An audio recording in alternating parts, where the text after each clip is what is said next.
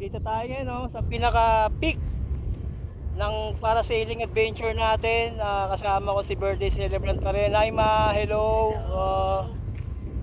Sobrang taas natin, siguro nasa 100 meters tayo from the sea level, no.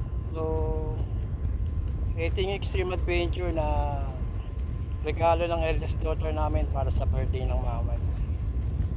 But so second day pa lang natin ngayon. Until tomorrow, nandito pa kami. Marami pa kaming adventure na experience till tomorrow. So far,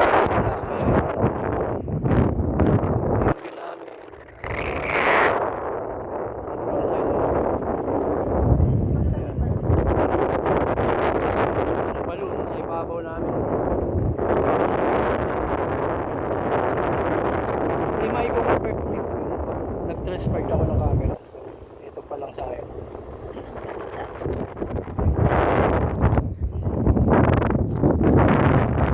Close ko muna rito.